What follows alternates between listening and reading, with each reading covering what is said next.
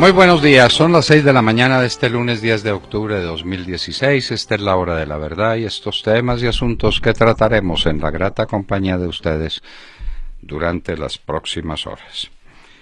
El más ridículo Nobel de la historia. No habíamos visto esto, aunque habíamos presenciado tantos premios Nobel, especialmente en esta cuestión de la paz. La paz, no se les olvide que ahí está un señor Esquivel y una señora Rigoberta Menchú y unas personas que todavía no se ha podido averiguar qué fue lo que hicieron por la paz.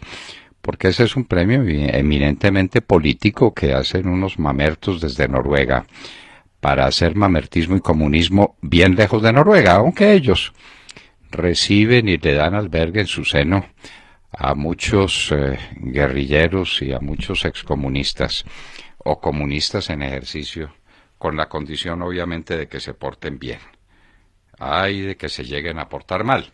Pero en fin, el mundo entero ha recibido con desprecio y con indignación el premio Nobel al señor Santos.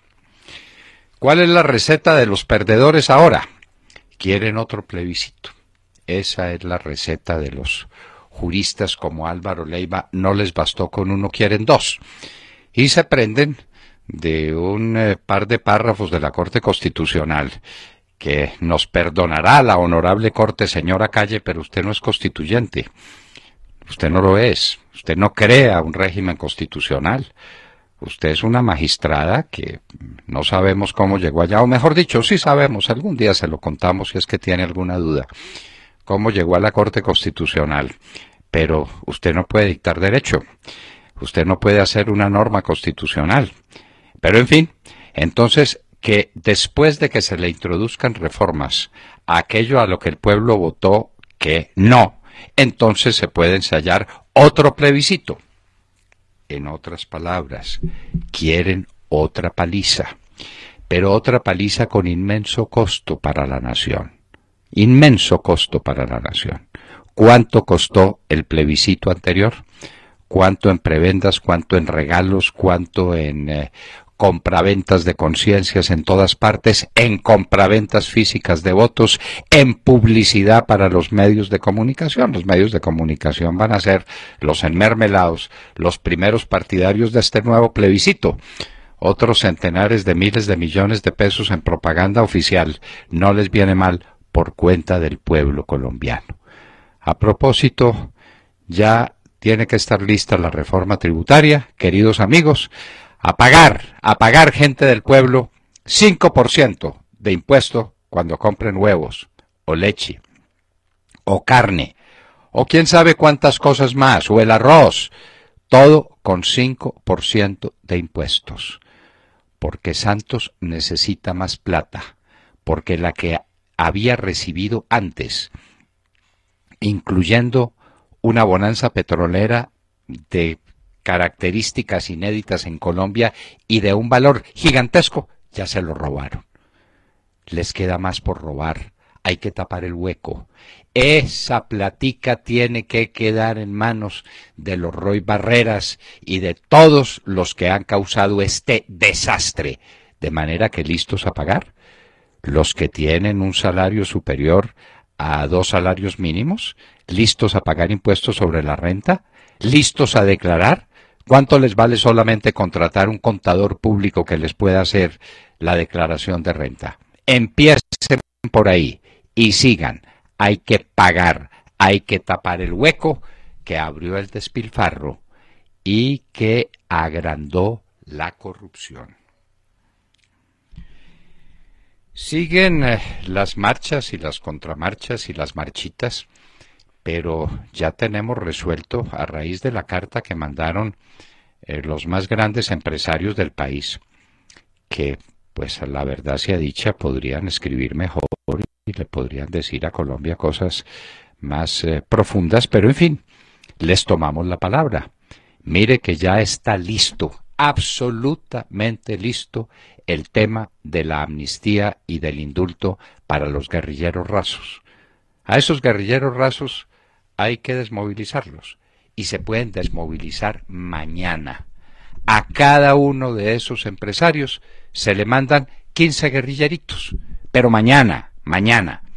Los reciben en sus fábricas, en sus bancos, en sus tiendas, donde quiera que sea, les dan información, formación adecuada, les pagan siquiera 2 salarios mínimos legales mensuales y quedó resuelto el problema de la reinserción. Ahí está, porque ellos dicen que están dispuestos a hacer cuanto sea necesario. 15 guerrilleros por cabeza no es mucho. Y mientras se acomodan y tal y necesitan una casa donde vivir, ahí están, ahí se las tenemos también. Un guerrillerito por cada estudiante de los Andes y del Rosario y de la Universidad del ICESI en Cali. Uno. No van a recibir uno. Están listos. La reinserción de los guerrilleros está lista, financiada y organizada. En buena hora. Hoy estará con nosotros el presidente Álvaro Uribe Vélez a las 6:30 de la mañana. Congelados los precios de los biocombustibles. Entonces, es lo único congelado. Todo lo demás tiene impuestos. Congelados los precios de los biocombustibles. De manera que nos creyeron y se pusieron a desarrollar grandes proyectos industriales. Y cambiaron la faz del campo colombiano en muchos aspectos, siembras enormes de palma de aceite, utilización intensiva de la caña de azúcar para producir el etanol y ahora congelados los precios de los combustibles. El campo cafetero expulsó a los jóvenes. Lo estamos diciendo hace años. ¿Quién expulsó a los jóvenes? Una política absurda de la Federación Nacional de Cafeteros de Colombia. Una política absurda. Este señor que hoy es gerente de la Federación de Cafeteros es corresponsable porque él creyó en esa técnica, la de venderle nuestro café a las grandes tostadoras para que los mezclen con los cafés de mala calidad. En lugar de hacer una gran, gigantesca promoción para vender el café colombiano no como un commodity, sino como un producto terminado, como un delicatessen, para que todos esos jóvenes del campo tuvieran una nueva mira en la comercialización del café, en la conquista de mercados, un mundo nuevo y distinto. No lo hicieron. Y ahora descubren que los cafeteros se envejecieron. En promedio tienen más de 60 años. ¿Como los del campo? Bueno, todos listos para que, según el acuerdo con las FARC, todos esos trabajadores y trabajadoras reciban un beneficio económico mensual, es decir, una pensión de jubilación para todos ellos. Bienvenidos al futuro. El segundo debate presidencial en los Estados Unidos, tenemos que decir con toda franqueza que nos causa pena, nos causa dolor, nos causa vergüenza que los dos que se están batiendo por el cargo más importante y de más alta responsabilidad en el mundo, no atinen a discutir sino sobre la vida sexual del uno y de la otra. Hasta allá llegan. ¿Esto qué es? ¿Qué fue lo que le pasó a los Estados Unidos y qué fue lo que le pasó al mundo? Bombardeo en Sana, capital de Yemen, deja 140 muertos y 525 heridos. Los que tienen en su dominio a Sana, los de la tribu Hutí, están diciendo que fue Arabia Saudita. ¿Qué importa? ¿Qué criminales? Nuevos empleos en el campo. Para el doctor Perfetti, el empleo está cayendo, pero en el campo se están generando muchos nuevos empleos por muchas nuevas siembras. ¿Nos quiere decir dónde? ¿Nos quiere decir, doctor Perfetti? ¿Tiene tiempo para que nos explique dónde están los nuevos empleos en el campo? ¿Y dónde está la vinculación de esa gente a las cajas de compensación y a los sistemas de pensiones? ¿Nos quiere decir? Queremos. Es que somos curiosos, doctor Perfetti. Baja del precio de los alimentos. En buena hora están bajando el precio de los alimentos, pero ojo, que las cosas bajan por dos razones. O porque hay exceso de oferta, que parecería el caso como lo quieren adornar, o porque hay falta de demanda. Cuando no hay demanda, pues tienen que bajar los precios. ¿Será que la gente no tiene con qué comprar comida y eso está bajando los precios de los alimentos? ¿Por qué no nos explican? Curiosos que somos. El extraño negocio de Bogotá con las acciones de la EEP. Este es un casito que vale la pena examinarlo de cerca. Es que es mucho dinero. En la época de Samuel Moreno, pero no se dice si fue Samuel Moreno o si fue doña Clara López Obregón, vendieron acciones de la EB por 400.000 millones de pesos al Citibank, nada menos. El Citibank se embolsilló sobre esas acciones 150.000 millones de pesos en utilidad y revendió las acciones al distrito en la época de Petro por la módica suma de 842.000 millones de pesos, más del doble del precio que habían recibido muy poquito tiempo antes, y los 150.000 milloncitos de utilidades se quedaron en las arcas del Citibank. Nos explican despacito ese negocio, por favor. Rusia acusa a los Estados Unidos de atentar contra su seguridad y poner en peligro las relaciones bilaterales, dice el canciller Sergei Lavrov. Siguen los ataques de Bashar al-Assad sobre Alepo, pobre ciudad, pero el mundo no hace nada, porque el gran policía del mundo es Barack Obama, y con eso queda dicho todo. Estados Unidos resuelve que va a poner remedio al peligro que Corea del Norte significa para el mundo. Hay que aislar a Corea del Norte. ¿Más aislada? Por favor. ¿Y ese es el remedio? Dios mío. Matthew, el huracán que causó desastres, se pierde en el mar después de dejar tras de sí una estela de dolor, de muerte, de miseria. Haití, la víctima principal. Angela Merkel, la premier alemana, visita África, buscando desarrollarla y evitar la emigración. Señora, es muy poco. Señora, está muy sola. Señora, es muy tarde. Esto lo debieron hacer los países europeos hace 50 años o 100. Colonizaron África, se llevaron de ella lo que tenían. Después le mandaron el comunismo, le dieron la espalda a África. Ahora, cuando África los llena de inmigrantes, entonces sí se acuerdan del desarrollo económico. Doña Ángela, un poco tarde. Y está usted muy sola. ¿Por qué no se va también con Hollande y con la señora May y con todos los que tuvieron colonias en el África, con el señor que estuvo en el Congo belga, con los de Bélgica, a ver qué pueden hacer, pero a grande escala? Un plan Marshall para salvar a África, de ustedes y del comunismo. Violentas manifestaciones en Etiopía. 6 meses de estado de emergencia. Etiopía, otra víctima de Fidel Castro.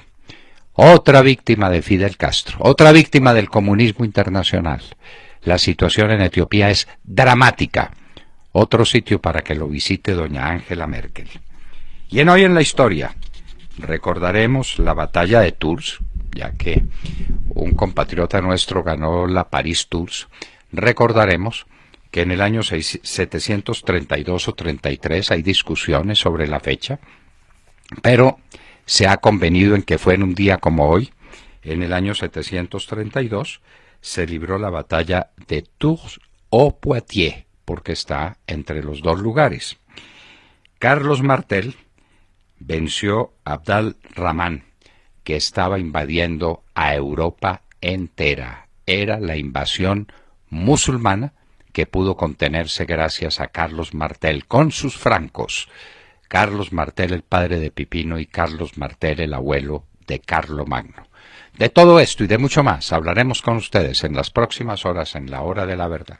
Muy buenos días. Así es, con esta riquísima taza de café iniciamos la mañana y continúa la polémica en torno a un premio Nobel de Paz que otorgaron recientemente al presidente de Colombia, Juan Manuel Santos. Algunos dicen incluso que con este premio queda la Academia, el Comité de Paz de Noruega, y el significado de este premio definitiva e irremediablemente desprestigiado para toda la vida.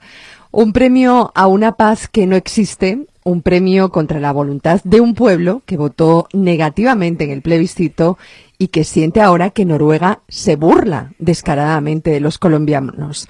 Un premio Nobel de Paz, en definitiva, a las supuestas buenas intenciones y también una especie de autopremio, ¿no? Lo decíamos aquí el otro día también, a la propia Noruega, que ha estado involucrada desde el principio como país garante e incluso como centro de operaciones económicas de famosos noruegos, como la propia Kaci Kullmann, presidenta del desprestigiado Comité Noruego del Nobel. Kaci Kullmann, la misma que anunció este particular premio al esfuerzo, dice ella, fue vicepresidente del Consejo de Statoil, la mayor empresa petrolera noruega, y a quien se le concedió una licencia de exploración en las aguas territoriales colombianas del Mar Caribe, bajo este mandato del presidente Juan Manuel Santos. Curioso, ¿no? De modo que este premio no solo es extraño, polémico y contradictorio, como muchos medios internacionales han repetido insistentemente este fin de semana, sino que es oscuro, feo, y hay un claro y descarado conflicto de intereses con Noruega, el mismo que, curiosamente, otorgó el premio.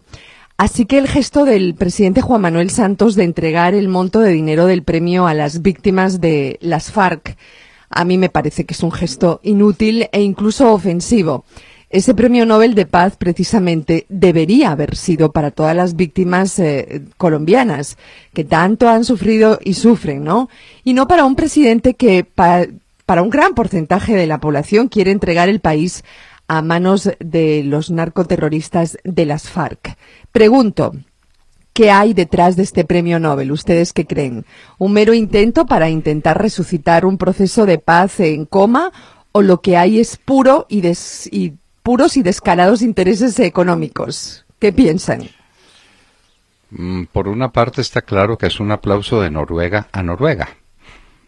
Es que ese proceso, ese malhadado proceso que llaman de paz, que no es otra cosa que un proceso de entrega de Colombia al comunismo internacional, lo inició Noruega. Recuerde que la primera reunión con estos bandidos se hizo allá en Oslo. Lo adelantó Noruega, Noruega fue garante, Noruega fue seguidor, estuvo hasta en el momento de la firma, estuvo en todo. Noruega se aplaude a sí misma. Claro que en el camino se gana pequeñas licencias para explorar nuestro mar buscando combustibles. Noruega es especialista en ese tipo de exploraciones. Y no está mal un negocio después de mostrar tan buen corazón. El mundo entero protesta contra ese premio y lo desprecia.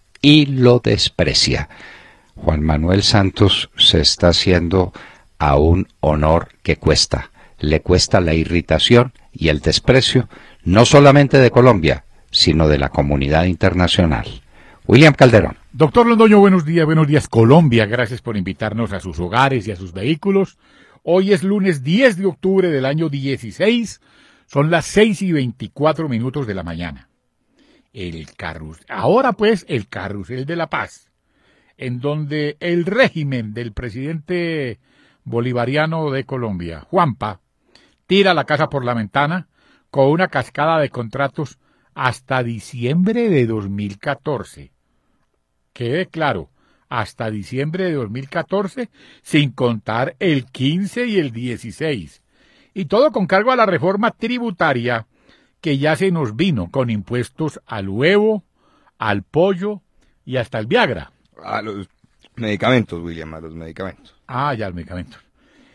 Repetimos, hasta diciembre de 2014, 113.645 millones en contratos para el cacareado proceso de paz. El gobierno de Juanpa firmó 354 contratos para el proceso de La Habana. Santos contrató en temas de paz por 4.855 millones con fundaciones. El gobierno ha gastado 10.360 millones hasta diciembre, repito, de 2014, y en medios de publicidad para la paz. Gobierno contrata en asesorías para la paz 7.068 millones. Gobierno pagó a miembros de la Comisión Histórica y sus víctimas 594.000 millones. Gobierno contrató con Conecta S.A. Por 264.000 millones para realizar encuestas sobre el proceso de paz. Gobierno contrató con Oportunidad Estratégica Limitada 321.000 millones por un concepto sobre viabilidad del proceso de paz. Gobierno contrata con J. Walter Thompson por 1.080 millones para estrategias de publicidad y mercadeo del proceso de paz. Gobierno contrata con hermano del presidente Santos para ejecutar estrategias digitales del proceso de paz. Y todo lo anterior con cargo a la reforma tributaria. Doctor Londoño, y esta es apenas la puntica del iceberg. Todo por el Nobel. William, y a Caracol y a RCN, ¿cuánto les pagó? Por aquí tengo el dato, es que lo pasamos ahora en al oído, doctor. Bueno, tenemos más, es que, porque ahora el presidente Uribe aquí, entonces no quiero... Entiendo que son 860.000 millones de pesos a cada una de esas cadenas. Obviamente tan fervorosas amigas del sí, pues es que uno por 860.000 millones de pesos emite muchos votos, es lo que se calcula. Bien, algunos de nosotros no tenemos precio, pero hay otros que sí, y 860.000 millones es un buen precio por cualquier conciencia. Santiago Castro. Doctor Londoño, muy buenos días a todos nuestros oyentes y a los compañeros aquí en la mesa. Hoy se define el texto de la reforma tributaria. Tal como lo hemos dicho aquí, doctor Londoño, en la hora de la verdad, el IVA subirá de 16 a 19%, pero habrá un IVA del 5% para los productos de la canasta familiar que hasta ahora estaban exentos. Leche, huevos, pollo, lo que los más pobres en Colombia logran comprar en el mercado va a subir de precio. De igual modo se ampliará la base gravable y todo aquel que gane 1,5 millones de pesos mensuales o más tendrá que presentar declaración de renta. Se ha decidido no tocar el 4 por mil y ya Santiago Castro, presidente de la Asobancaria, salió públicamente a decir que para ese gremio su eliminación ha dejado de ser una prioridad, pues consideran que hay temas mucho más graves que tendrían que revisarse de la reforma que se va a radicar mañana. Está por definirse si se suprimirá el impuesto a la riqueza, doctor Londoño, que se creó en 2014 sustituyendo el impuesto al patrimonio y que se viene cobrando a los grandes capitales. Y si finalmente se aprobará un impuesto a los dividendos, asunto que tendría un impacto negativo en el mercado bursátil colombiano, según varios analistas. Lo que más preocupa no es la reforma tributaria necesariamente, sino la sobreexpansión del Estado, doctor Londoño.